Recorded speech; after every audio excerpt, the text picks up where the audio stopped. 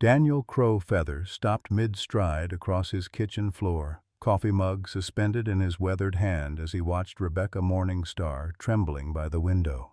Her small frame shook like autumn leaves caught in a fierce wind, her dark eyes fixed on something beyond the glass that made her face drain of all color. The approaching black sheriff's cruiser wasn't making a routine patrol stop. It was hunting. "Please," Rebecca whispered, her voice cracking like dried kindling, "don't let him take me again." The words hit Daniel's chest like a physical blow, confirming what his Cherokee instincts had been screaming for weeks. Something evil had been stalking his young housekeeper under the cover of a badge. His late wife, Sarah's favorite coffee cup, slipped from his fingers, shattering against the pine floor in a spray of ceramic and steaming liquid. The sound echoed through the ranch house like a gunshot, punctuating the moment everything changed forever. Outside, Sheriff Wade Blackwood's engine cut to silence. Inside, Daniel felt his wife's spirit whisper urgent warnings he couldn't yet understand. What kind of monster wore a lawman's uniform? And how long did they have before he came for Rebecca again? Leave a like and share your thoughts in the comments along with the city you're watching from now. Let's continue with the story.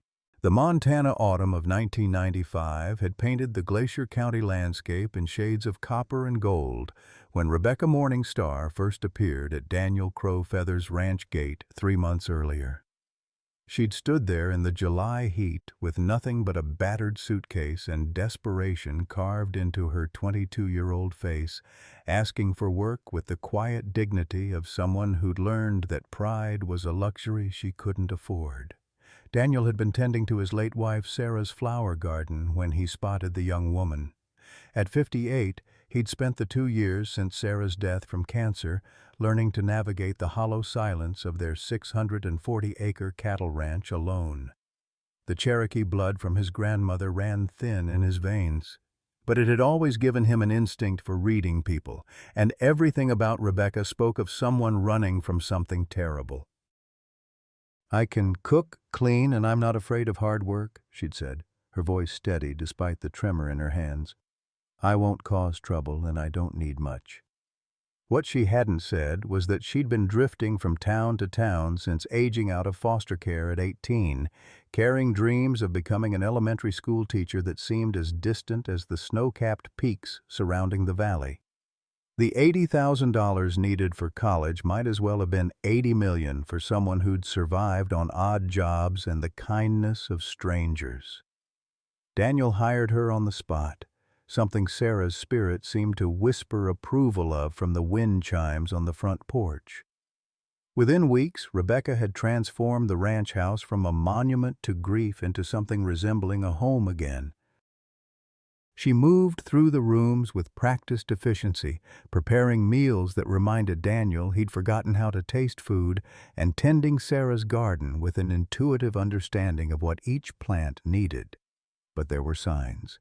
Small ones that Daniel's military training from Vietnam had taught him to notice. The way Rebecca jumped at unexpected sounds, how she positioned herself near exits in every room.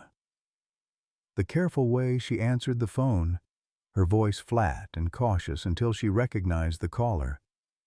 Most telling of all was how she seemed to shrink into herself whenever a vehicle approached down the long dirt road that connected the ranch to the outside world.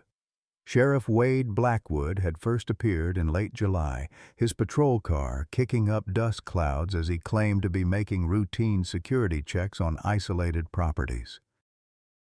A 20-year veteran of law enforcement with graying temples and the kind of commanding presence that made people instinctively trust him, Wade was respected throughout the county as a man who kept order in a region where the nearest backup could be an hour away. But Daniel had watched from the barn as Wade's eyes followed Rebecca with an intensity that had nothing to do with professional courtesy. And he'd noticed how Rebecca seemed to disappear into thin air whenever that black and white cruiser appeared on the horizon. The first real warning came on a sweltering August afternoon when Daniel returned early from checking his cattle to find Rebecca scrubbing the kitchen floor with the manic intensity of someone trying to erase invisible stains. Her knuckles were raw, her dark hair plastered to her forehead with sweat, and she was muttering something under her breath that sounded like prayers. "Rebecca," Daniel said gently, hanging his hat on the peg by the door. "The floor's been clean since this morning." She looked up with wild eyes, as if she'd forgotten where she was. "He said," she began, then caught herself, clamping her mouth shut so hard her lips went white. "Who said what, child?" But Rebecca had already scrambled to her feet, wringing her hands in her apron. "I should start dinner. You like your meals on time." Daniel watched her retreat to the stove with the careful movements of someone nursing hidden injuries. That evening he'd noticed she favored her left side and winced when she thought he wasn't looking. When he'd asked if she was hurt, she'd given him that practiced smile, the one that never reached her eyes, and claimed she'd pulled a muscle moving hay bales. The lies came easily to her, Daniel realized. Too easily.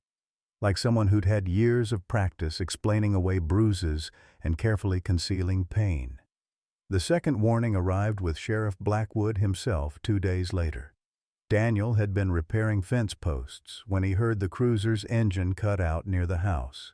Through the kitchen window, he watched Wade approach the front door with the casual swagger of a man who owned whatever ground his boots touched. Rebecca answered his knock, and even from 50 yards away, Daniel could see her entire body language change. Her shoulders hunched inward, her head dropped submissively, and she stepped back to let Wade enter without invitation. The door closed behind them, and Daniel felt his Cherokee grandmother's blood sing with ancient warnings about predators and prey. 23 minutes. Daniel counted every one of them, his hands clenched around the fence post until his knuckles ached. When Wade finally emerged, he was adjusting his gun belt with the satisfied air of a man who'd collected what he'd come for. Rebecca remained in the doorway, one hand pressed against the frame as if she needed it to stay upright. Wade's patrol car had barely disappeared down the road when Daniel found Rebecca collapsed on the kitchen floor, sobbing with the raw, broken sound of an animal caught in a trap. He'd knelt beside her, offering comfort with the awkward gentleness of a man who'd spent more time with cattle than people, but she'd flinched away from his touch as if expecting violence. "I'm sorry," she'd whispered. "I'm so sorry. I never meant for this to follow me here." "What followed you, Rebecca?" But she'd just shaken her head, pulling herself together with the practiced efficiency of someone who'd learned that breakdowns were luxuries she couldn't afford. Within minutes, she was back on her feet, preparing dinner as if nothing had happened, humming tunelessly to fill the silence. That night, Daniel had lain awake listening to Rebecca's muffled sobs through the thin walls of the small cabin he'd built for hired help behind the main house.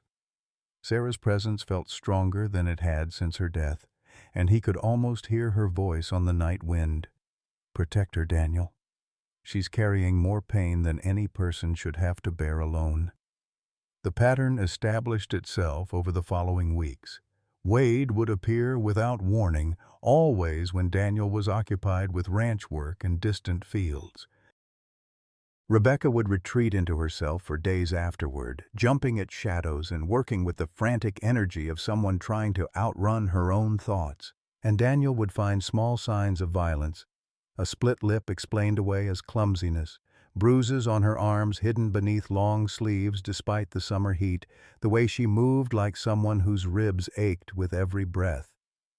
The breaking point came on a September morning when Daniel discovered Rebecca standing in Sarah's garden at dawn, her nightgown torn and muddy, her bare feet bleeding from stumbling across rough ground in the dark.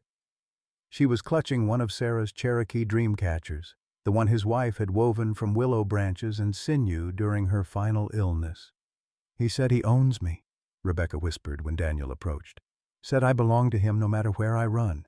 Said if I tell anyone, he'll make sure I disappear like the others. Others? Rebecca's eyes focused on him with terrifying clarity. The girls who tried to fight back. The ones who thought someone would believe them over a sheriff. Her voice dropped to barely a whisper. He has pictures of what he did to them.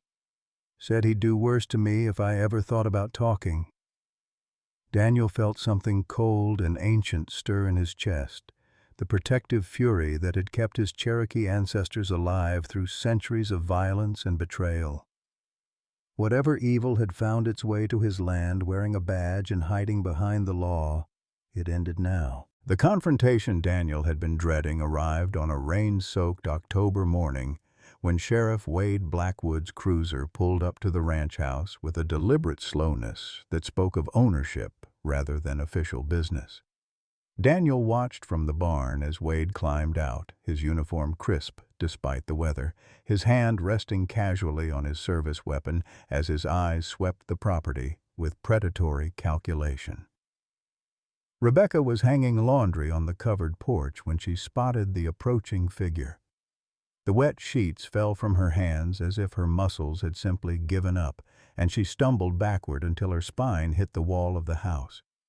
Even from a distance, Daniel could see the terror that transformed her face from the young woman who'd been humming while working into something hollow and broken.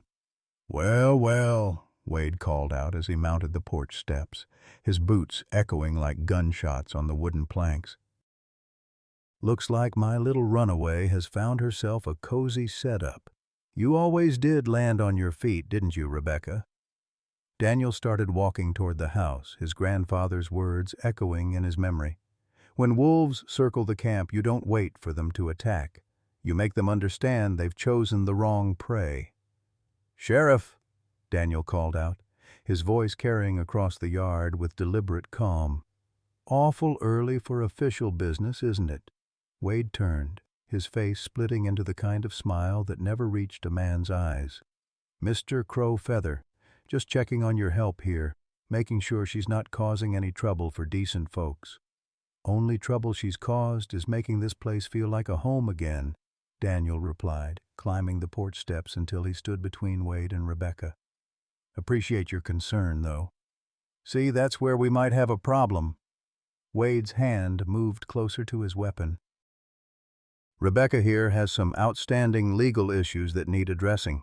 Been running from them for quite some time, haven't you, sweetheart?" Rebecca's breath came in short, sharp gasps.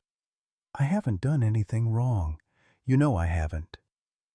"That's not how the law sees it," Wade continued, his voice taking on the tone of a man enjoying his power. "Theft, vagrancy, obstruction of justice, serious charges for a young woman without family or resources to defend herself." Daniel felt the familiar cold rage that had kept him alive in Vietnam's jungles. "Funny thing about those charges, Sheriff. Can't seem to find any paperwork on them at the county courthouse. Almost like they don't exist." For the first time, uncertainty flickered across Wade's features. "You been checking up on me, old man?" "I've been checking up on her," Daniel corrected. "Making sure someone with her intelligence and work ethic doesn't have any legal obstacles to getting a proper education. Amazing what you can discover when you know the right people." The truth was, Daniel had called in favors from his military contacts, men who'd learned to navigate bureaucratic systems during their service years. What they'd found was more disturbing than any missing paperwork. A pattern of young women who'd disappeared from counties where Wade had previously worked. Cases that had been quietly closed or transferred when he'd moved to new jurisdictions.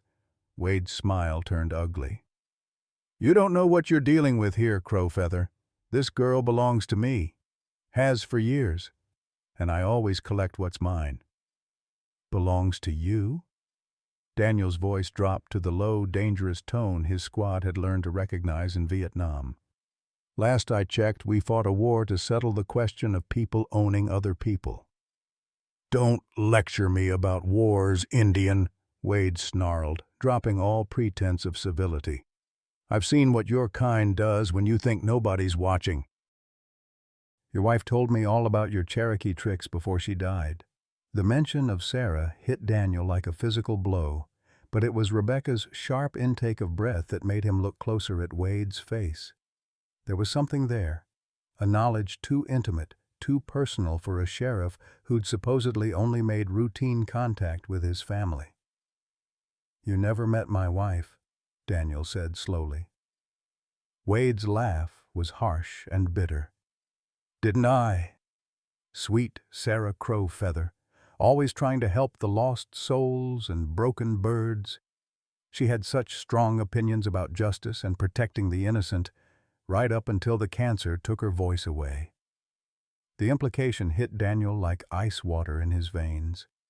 Sarah's final months had been spent in the county hospital, where she'd grown increasingly agitated about something she couldn't articulate through her pain medication and failing strength. She'd kept trying to tell him something about the man with the badge who'd visited her room, but Daniel had assumed she was confused, seeing threats where none existed. "You visited her in the hospital," Daniel said, pieces of a horrific puzzle clicking into place. "Smart woman, you're Sarah. Figured out what I was doing with the girls who came through the system. Kept asking uncomfortable questions about missing persons reports, about why certain cases got closed so quickly." Wade's hand moved to his gun grip. Had to make sure she understood the importance of keeping quiet about things that weren't her concern. Rebecca made a sound like a wounded animal. "You threatened her. While she was dying, you threatened her." "I educated her," Wade corrected, "about the consequences of meddling in affairs beyond her understanding. About what happens to people who try to interfere with the natural order of things." Daniel felt Sarah's presence around him like a warm wind, bringing with it a clarity that cut through years of grief and confusion. His wife hadn't been paranoid or confused in those final weeks. She'd been trying to warn him about the evil that was already circling their family, already marking Rebecca as its next victim. "She knew you'd come for Rebecca eventually," Daniel realized. "That's why she kept asking me to promise I'd protect the daughter we never had." Wade drew his weapon in one smooth motion, the barrel aimed directly at Daniel's chest. "And that's exactly why both of you are going to disappear. Can't have loose ends walking around asking the wrong questions." The weeks following Wade's unveiled threat transformed the ranch into something resembling an armed camp, though Daniel was careful to maintain the appearance of normal operations. He'd served 2 tours in Vietnam and understood that the most dangerous enemies were those who believed they held all the advantages. Wade Blackwood was a predator who'd grown comfortable in his hunting grounds, and predators made mistakes when their territory was challenged.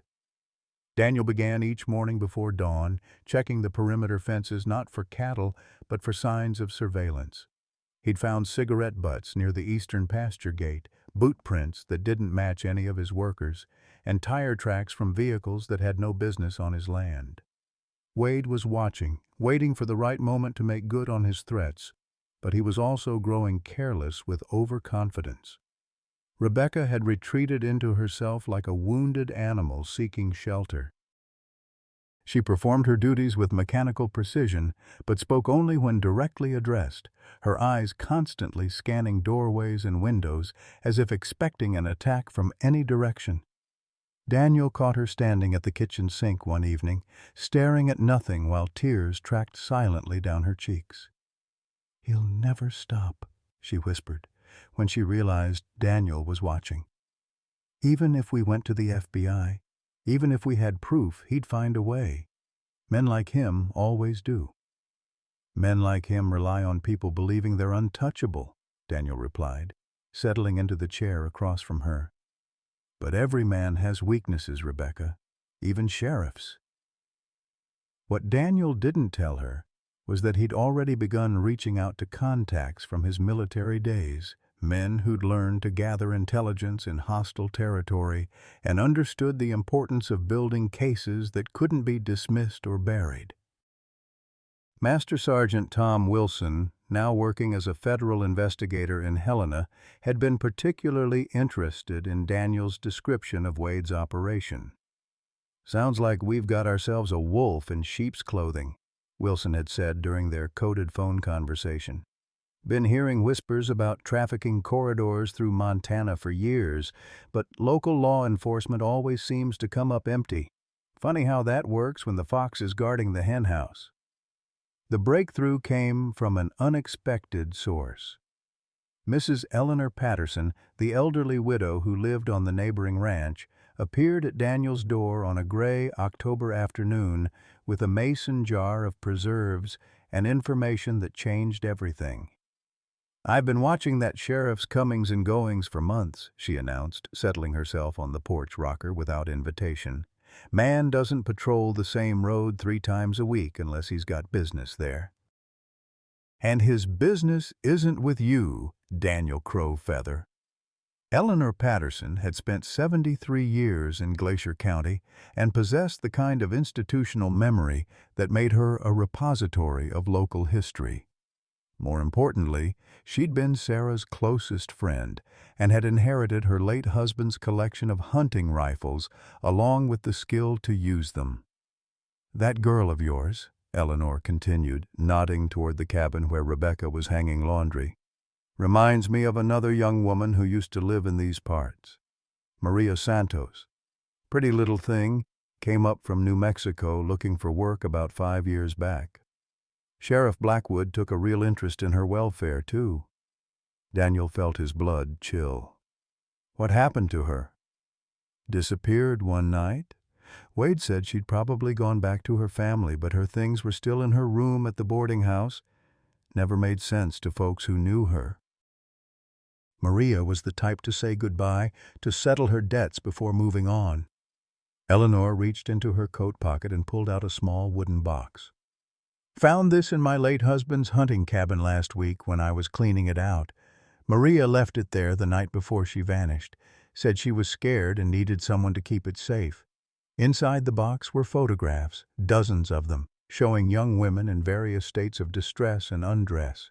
Some Daniel recognized from missing persons reports he'd seen in the county newspaper over the years. Others were strangers, but their faces all carried the same expression of desperate fear. At the bottom of the collection was a handwritten list in Maria's careful script, detailing dates, locations, and payments made to various officials. She was documenting everything, Daniel realized, his hands shaking as he examined the evidence. Building a case. "Smart girl," Eleanor agreed grimly. "Too smart for her own good, as it turned out." But she was also careful. Made copies of everything and hid them in different places around the county. This was just one cache. That evening, Daniel sat Rebecca down in the kitchen and showed her Maria's evidence. He watched the color drain from her face as she recognized the systematic nature of Wade's operation, the careful selection of victims, the corruption of local officials, the disposal methods for those who couldn't be sold or who tried to escape. "There are others still alive," Rebecca said, studying a photograph of 3 young women standing beside a truck stop. "I recognize this place. It's about 50 miles north of here, right off the interstate. Wade took me there once. Said he wanted me to meet some friends." Daniel leaned forward, his military training kicking in as he began to see the tactical picture. "What did you see there?" "A trailer behind the truck stop. Women who wouldn't look at me directly, wouldn't speak even when spoken to. Men coming and going at all hours." Rebecca's voice grew stronger as she continued, as if speaking the truth was giving her back some measure of power. "Wade said they were runaways he was helping, but they looked like prisoners, like slaves. We're going to stop this," Daniel said, covering her hand with his weathered one. "But we're going to do it right. No more hiding, no more running. We're going to build a case so solid that every corrupt official in the state won't be able to bury it." The plan they developed over the following days was simple in concept but complex in execution. Daniel would use his military contacts to coordinate with federal authorities, while Rebecca would help identify locations and victims. Eleanor Patterson would serve as their communications hub, her isolated ranch providing a secure base of operations. But Wade Blackwood wasn't content to wait for them to make their move. The sheriff's visits to the ranch increased in frequency and aggression, each one designed to remind Rebecca that she remained under his control despite Daniel's protection. He would appear at random hours, sometimes alone, sometimes with deputies who seemed nervous about their presence but unwilling to question their superior.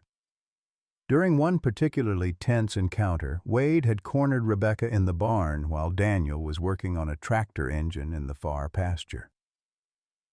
By the time Daniel reached them, Wade had Rebecca pressed against the wall, his face inches from hers as he whispered threats too low for Daniel to hear clearly. "Problem here, Sheriff?" Daniel had asked, his voice carrying the kind of controlled menace that had once made enemy soldiers reconsider their life choices. Wade had stepped back with exaggerated casualness, but not before Daniel caught the pure hatred in the man's eyes. "Just reminding your help about the importance of staying in her lane. Wouldn't want her to get any ideas about wandering off or talking to the wrong people." "I'll keep that in mind," Daniel had replied evenly. "Right after you keep in mind that this is private property and you're trespassing without a warrant." The standoff had ended with Wade's retreat, but the message was clear. Time was running out. The sheriff was growing desperate, which made him more dangerous, but also more likely to make the kind of mistakes that would expose his entire operation. The catalyst came from an unexpected source. Father O'Malley, the Irish priest who served the county's small Catholic population, appeared at the ranch on a Sunday evening with information that tied everything together. His weathered face was grim as he accepted Daniel's offer of coffee and settled into the kitchen chair like a man carrying a burden too heavy for his shoulders alone. "I've been hearing confessions for 30 years, the priest began, his accent still thick despite decades in Montana. "Learn to recognize the difference between ordinary sin and genuine evil. What I've been hearing lately falls into the latter category." Father O'Malley had been visited by several of Wade's deputies, men who were struggling with their complicity in activities they couldn't rationalize or forget. The guilt was eating them alive, but their fear of Wade's retribution had kept them silent until their consciences finally forced them to seek spiritual guidance. "They're ready to testify," the priest continued, "about the trafficking, about the murders, about the whole bloody business. But they need protection. And they need guarantees that their families won't pay the price for their cooperation." Daniel felt the pieces of his strategy clicking into place. With Eleanor's evidence, Rebecca's testimony, and the cooperation of Wade's own men, they would have enough documentation to ensure that no amount of corruption could bury the truth. But they would also be painting targets on their backs, and Wade Blackwood struck Daniel as the type of man who would burn everything down rather than face justice. "How much time do we have?" Daniel asked. "Not long," Father O'Malley replied grimly. "Word is that Wade's planning to move his operation soon. Too much attention, too many questions being asked. He's tying up loose ends, and your Rebecca is the loosest end of all." As if summoned by their conversation, the sound of approaching vehicles drifted through the evening air. Daniel moved to the window and felt his heart sink as he counted the headlights converging on his ranch. 4 patrol cars moving with the coordinated precision of a military operation. Wade Blackwood wasn't content to wait any longer.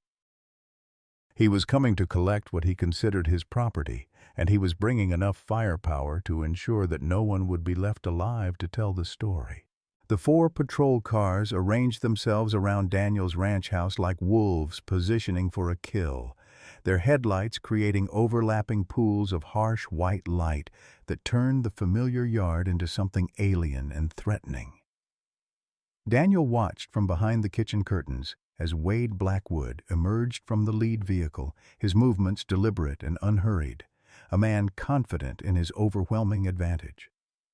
"Rebecca," Daniel called softly, never taking his eyes off the approaching figures. "Get to the root cellar behind the house. Take the evidence box and don't come out no matter what you hear." But Rebecca had already moved to stand beside him at the window, her face pale but resolute. "No more running, Daniel. You said it yourself. We do this right or we don't do it at all." Father O'Malley crossed himself and moved toward the back door. "I'll try to reach the federal authorities, let them know what's happening here." "Father," Daniel stopped him with a gentle hand on the shoulder, "if this goes badly, make sure people know the truth about what Wade Blackwood really is." The priest nodded grimly and disappeared into the Montana darkness, leaving Daniel and Rebecca alone to face whatever came next. Outside, Wade was directing his men into position around the house with the tactical precision of someone who'd done this before. 3 deputies took covering positions behind the patrol cars, while a 4th moved to block the road leading back to town. "Daniel Crow Feather," Wade's voice boomed across the yard, amplified by a bullhorn that turned his words into something mechanical and inhuman. "This is Sheriff Blackwood. I have warrants for the arrest of Rebecca Morningstar on charges of theft, obstruction of justice, and conspiracy. Send her out now and nobody gets hurt." Daniel felt a cold smile touch his lips as he recognized the lie for what it was. Wade had no warrants, no legal authority for what he was doing. This was a kidnapping disguised as law enforcement, and the presence of other deputies meant that Wade's corruption had spread deeper through the county than anyone had imagined. "What warrants?" Daniel called back, stepping onto his front porch with his hands visible but ready. "Let's see some paperwork, Sheriff." Wade's laugh carried across the night air like the howl of a predator scenting blood. "You want to play lawyer now, old man? Fine. Judge Henderson signed these warrants this evening, and I'm here to execute them. Last chance to do this easy."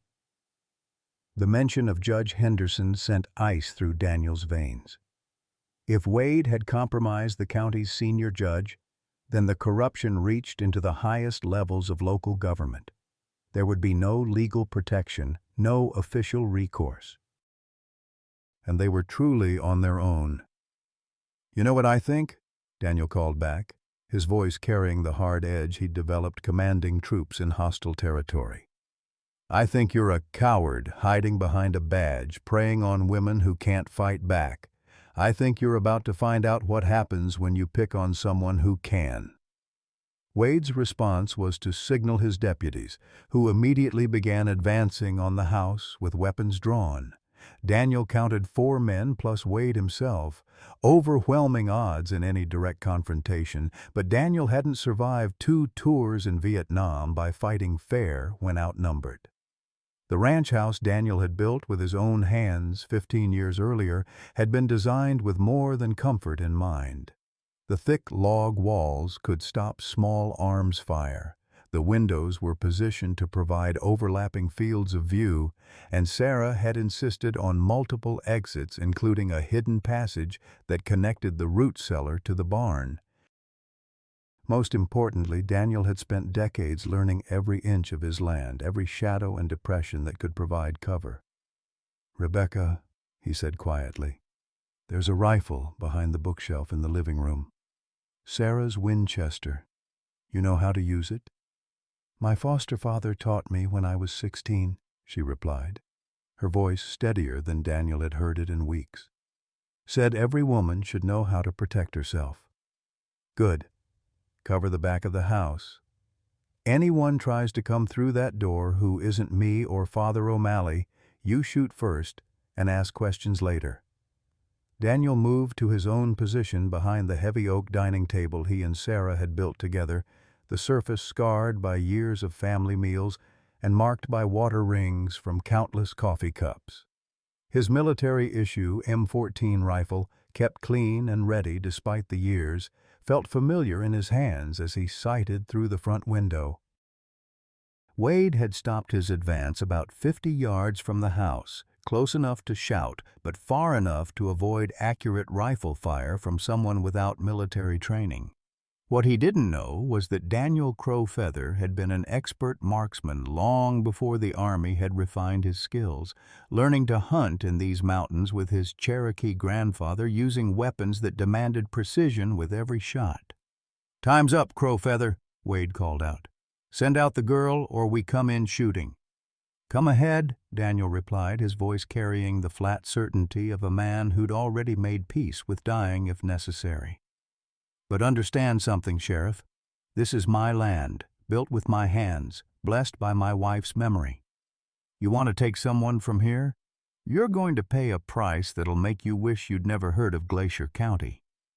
The first shot came from Deputy Miller, a nervous young man who'd probably never fired his weapon outside of training.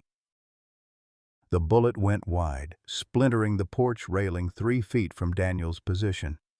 Daniel's return shot was precise and deliberate, shattering the windshield of Miller's patrol car and sending the deputy diving for cover. "Jesus Christ, he's got a rifle!" Miller shouted, his voice cracking with fear. "So do we," Wade snarled back. "Put him down." What followed was unlike any gunfight from movies or television.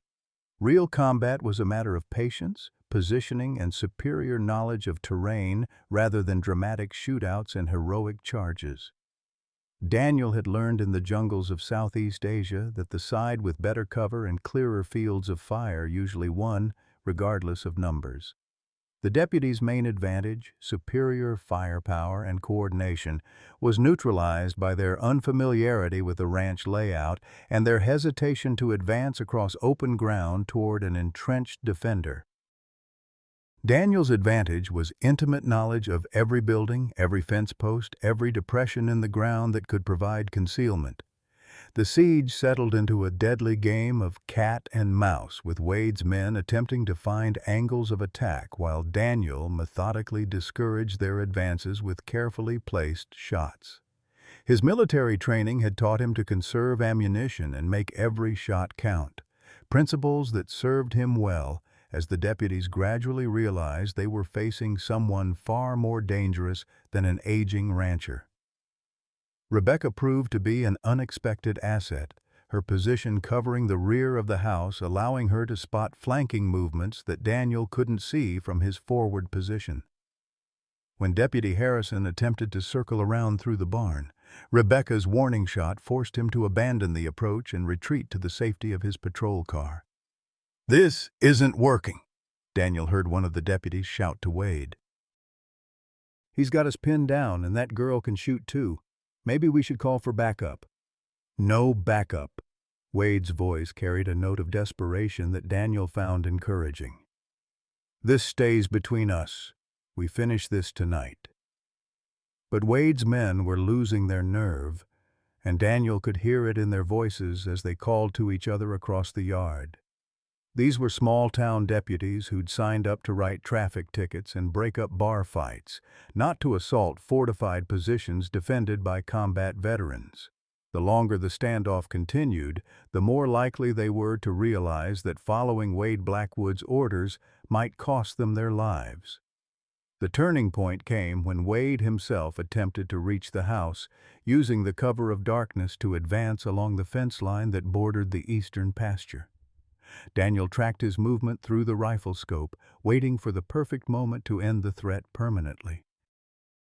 But as Wade emerged from behind the last fence post, Daniel found himself looking at a man whose face was contorted with something beyond ordinary criminality. Wade Blackwood wasn't just corrupt or greedy. He was completely, utterly broken, a human being who'd crossed so many moral boundaries that he no longer resembled anything recognizably human. The realization hit Daniel like a physical blow as he recognized the expression in Wade's eyes. It was the same look he'd seen in the faces of enemy soldiers who'd been broken by war, men who'd lost everything that connected them to their own humanity. "Rebecca," Wade called out, his voice carrying across the night air with an intimacy that made Daniel's blood run cold. "You know I'll never stop looking for you." You know you belong to me. Come out now, and I'll make this quick." The words confirmed what Daniel had begun to suspect. This wasn't just about trafficking or corruption. This was personal for Wade in ways that went beyond business or even criminal obsession. Whatever connection existed between the sheriff and Rebecca, it ran deeper than either of them had revealed. Rebecca's response came from the darkness behind the house, her voice carrying a strength that Daniel hadn't heard before. "I know exactly who you are, Wade Blackwood, and I know exactly what you did to my mother." The words hit Wade like physical blows, his advance stopping as if he'd walked into an invisible wall. In that moment of stunned recognition, Daniel saw the entire truth written across the sheriff's face. The guilt, the rage, and the desperate need to silence the only witness to crimes that went back decades. Wade Blackwood's face went through a series of transformations in the harsh glare of the patrol car headlights: shock, recognition, and finally a terrible understanding that the past he'd tried to bury had risen from the grave to confront him. His weapon lowered slightly as he stared toward the house where Rebecca's voice had emerged from the darkness like an accusation made manifest. "Maria Santos," Wade whispered, his voice carrying across the silent yard with the weight of 23 years of guilt. "You're Maria's daughter." Rebecca stepped into the light streaming from the kitchen window, her rifle held steady despite the tremor in her voice. "Maria Morningstar. She took back her Cherokee name after you raped her. After you destroyed her life and left her pregnant with a child she could barely stand to look at because it reminded her of you every single day." Daniel felt the pieces of the horrific puzzle clicking into place as he watched Wade's face crumble with the force of a revelation that had been 23 years in the making. Rebecca wasn't just another victim of the sheriff's trafficking operation. She was his daughter, the living evidence of a crime that had set Wade on his path of corruption and violence. "She was just 16, Rebecca continued, her voice growing stronger with each word. "A young Cherokee girl working at the diner to support her sick grandmother. You were supposed to protect people like her, but instead you dragged her into the woods behind the truck stop and took what you wanted. When she tried to report it, you told everyone she was lying, that she was just another troubled Indian girl looking for attention." Wade's deputies exchanged glances filled with dawning horror as they began to understand the true nature of the man they'd been following. Deputy Miller, the youngest of the group, actually lowered his weapon completely and stepped back from his position as if trying to distance himself from the confession unfolding before them. "She loved you anyway," Rebecca said, tears streaming down her face, but her rifle never wavering from its target. "Despite everything you'd done to her, despite knowing what kind of monster you really were, she tried to love the daughter you'd forced on her. But every time she looked at me, she saw your face. Every time I smiled, she remembered your laugh. Every time I reached for her, she saw your hands."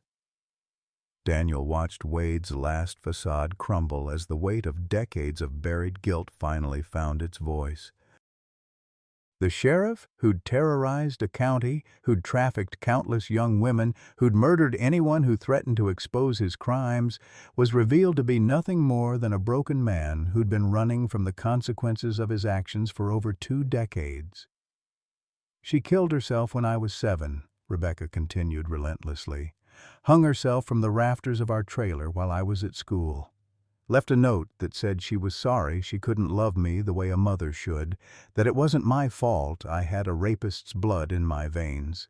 The foster system found that note and decided I was too damaged, too dangerous to place with good families. 23 years of foster homes, group homes, aging out with nothing but the clothes on my back and the knowledge that my own mother couldn't bear to look at me." Wade's gun fell from his nerveless fingers as the full weight of what he'd set in motion crashed down on him. The tough, corrupt sheriff who'd built an empire of fear and violence was reduced to a sobbing wreck as he faced the daughter whose existence he'd tried to forget and whose mother's death he'd never allowed himself to acknowledge. "I didn't know," he whispered, his voice breaking like a child's. "I didn't know she was pregnant. I didn't know about you." "You knew enough," Daniel said, his rifle trained on Wade's chest as he stepped out onto the porch. "You knew enough to hunt her down when she tried to rebuild her life. You knew enough to track Rebecca across 3 states when she aged out of care. You knew enough to make her life a living hell, just like you did to her mother." The realization hit Wade with visible force as he understood that his obsession with Rebecca hadn't been random criminal opportunity. It had been the unconscious recognition of familiar features, the buried guilt of a man who'd been unknowingly tormenting his own daughter for years. "All those other girls," Deputy Miller said, his voice filled with disgust as he looked at his superior with new eyes. "How many of them were running from you? How many of them reminded you of crimes you'd never been punished for?" Wade looked around at his men with the desperate eyes of a cornered animal, seeing for the first time that his empire of fear was crumbling as each deputy began to understand the full scope of his corruption. The respect and loyalty he'd commanded through intimidation evaporated as they realized they'd been protecting not just a criminal, but a monster whose crimes stretched back decades. 23 years, Rebecca said, her voice filled with a terrible finality. 23 years of wondering why my own mother couldn't love me. 23 years of believing I was fundamentally broken because of the blood in my veins. Now I know the truth. I'm not broken because of you, Wade Blackwood. You're broken because of what you chose to become. The silence that followed Rebecca's revelation stretched across the ranch yard like a held breath, broken only by the sound of Wade Blackwood's ragged sobbing as 23 years of suppressed guilt finally overwhelmed him. Daniel watched the man who had terrorized his county collapse to his knees in the dirt, his hands covering his face as if he could somehow hide from the truth that had finally caught up with him. But it was Deputy Miller who broke the spell, his young face twisted with revulsion as he looked at the man he'd been following orders from for the past 2 years. "Jesus Christ, Wade, your own daughter? You've been trafficking your own daughter?" Wade's head snapped up, his eyes wild with the desperation of a man watching his entire world crumble. "You don't understand. None of you understand. She was supposed to disappear. Her mother was supposed to keep quiet. It wasn't supposed to follow me here." "Follow you?" Rebecca's voice cut through the night air like a blade. "I didn't follow you anywhere. You hunted me down. You tracked me across 3 states like an animal. And when you found me, you decided to finish what you started with my mother." Daniel felt a chill run down his spine as another piece of the puzzle clicked into place. Wade hadn't randomly discovered Rebecca working at the ranch. He'd been hunting her specifically, drawn by some combination of guilt and obsession that had compelled him to finish the destruction he'd begun 23 years earlier. "The other girls," Daniel said, his rifle still trained on Wade, but his voice filled with growing understanding. "How many of them looked like Maria? How many of them reminded you of what you'd done?"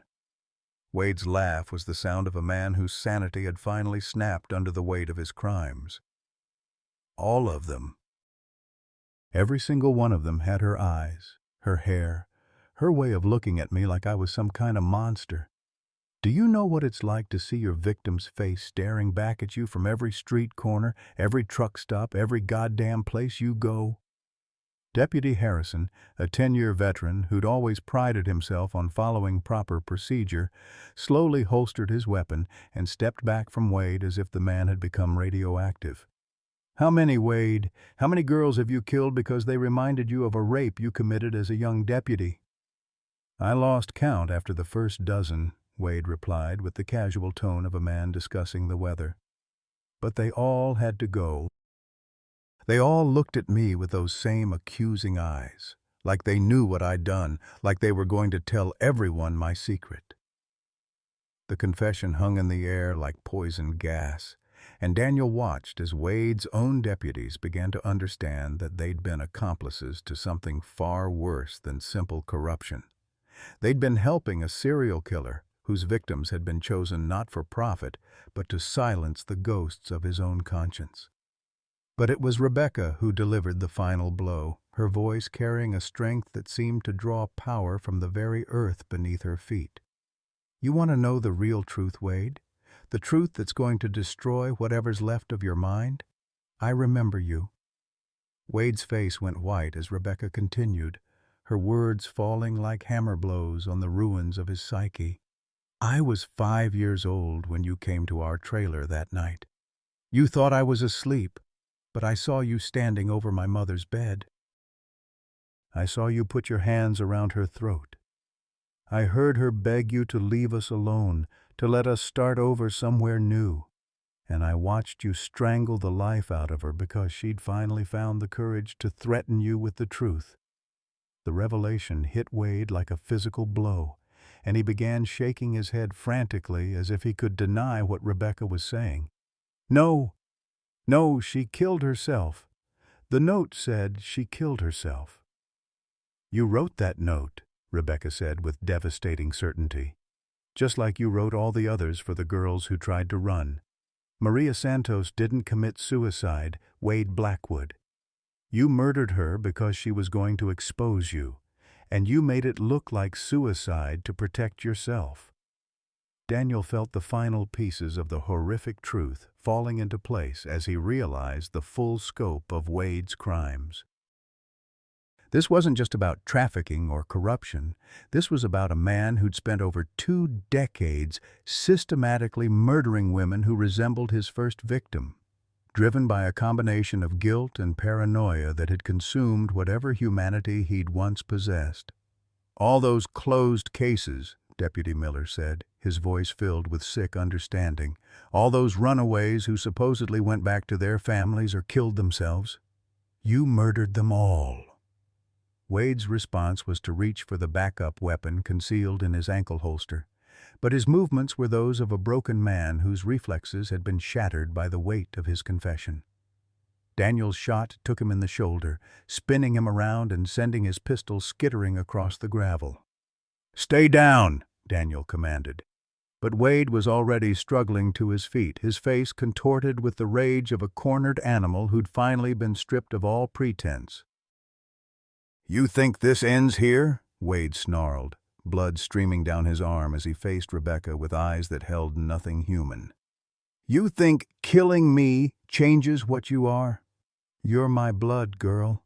My DNA, my genetics, my legacy. Every time you look in a mirror, you'll see my face staring back at you." Rebecca's response was to walk slowly toward her biological father, her rifle held with the steady competence of someone who'd finally found her purpose. "You're right about one thing, Wade. I do carry your DNA, but I also carry my mother's Cherokee blood, my grandmother's wisdom, and 23 years of learning to survive your legacy." She stopped just out of his reach, her young face filled with a terrible calm that reminded Daniel of warriors preparing for battle. "The difference between us isn't genetics, Wade, it's choice. Every day I choose to be better than the worst parts of myself. Every day I choose love over hate, healing over revenge, hope over despair. You never learned to make those choices." Wade's final act was to lunge toward Rebecca with his remaining strength, his hands reaching for her throat with the same motion he'd used to kill her mother 23 years earlier. But Rebecca had spent those years learning to fight back in ways her teenage mother never could, and her response was swift and final. The shot echoed across the ranch yard like thunder, and Wade Blackwood collapsed to the ground with a bullet through his heart, his reign of terror finally ended by the daughter whose existence had driven him to decades of murder and madness. Daniel lowered his rifle as the deputies stood in stunned silence, their weapons forgotten as they tried to process the magnitude of what they'd witnessed. The corruption that had poisoned their department for years was finally exposed, but the cost had been measured in dozens of innocent lives and the destruction of everyone who'd crossed Wade's path. "It's over," Rebecca said, her voice barely above a whisper, as she looked down at the man who'd destroyed her family and terrorized her existence. It's finally over.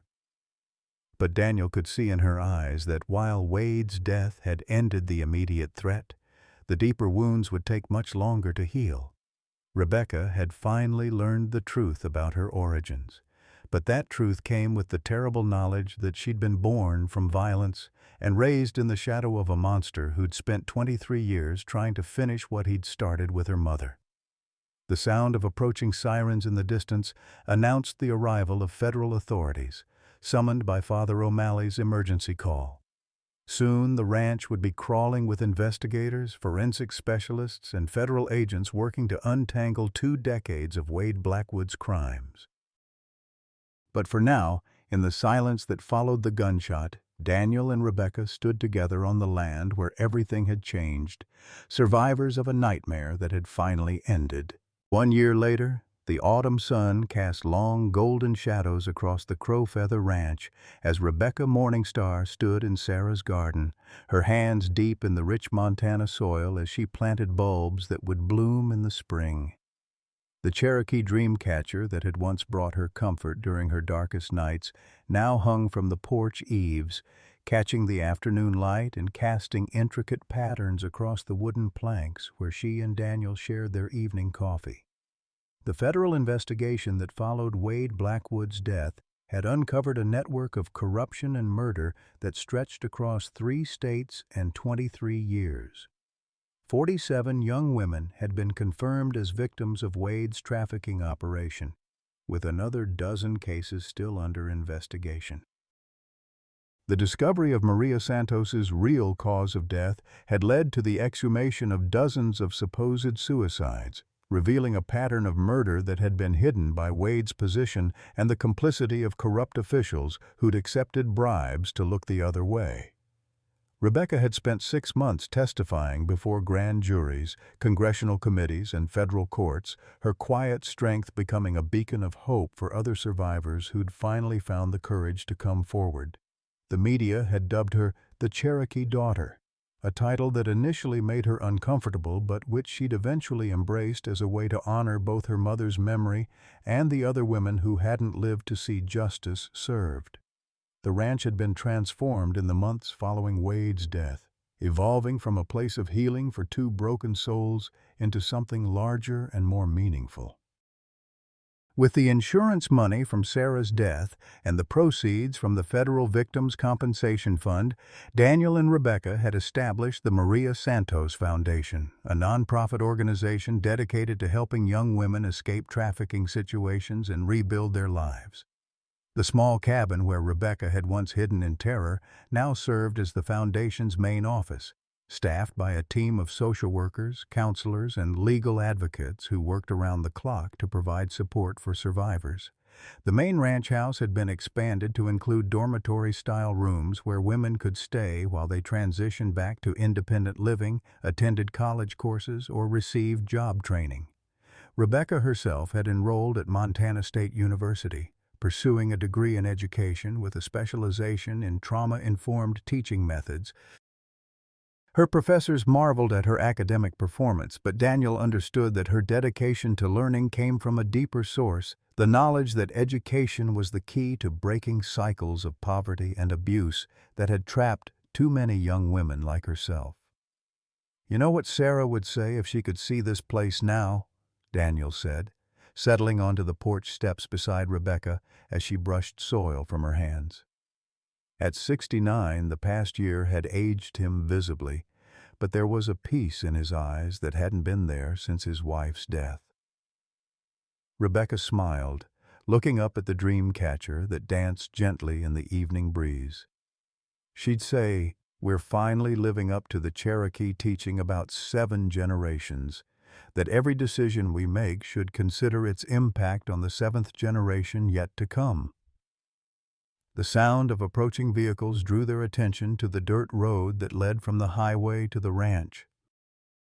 A small convoy of cars was making its way toward the house, carrying the latest group of women who'd been referred to the foundation by law enforcement agencies across the region. Rebecca had learned to read the signs in their faces, the wariness, the fear, the desperate hope that this time they'd found somewhere truly safe.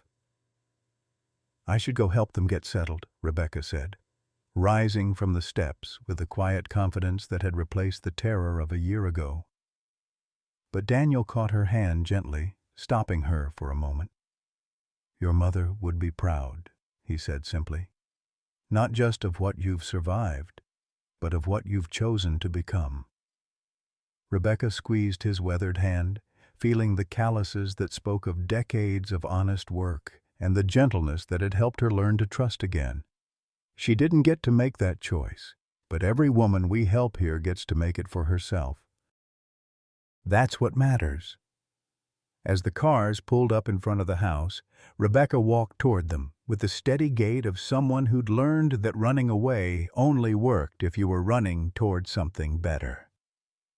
The women who emerged from the vehicles looked at her with the same mixture of hope and suspicion she remembered feeling when she'd first arrived at the ranch, carrying nothing but a suitcase and the weight of secrets too heavy for anyone to bear alone.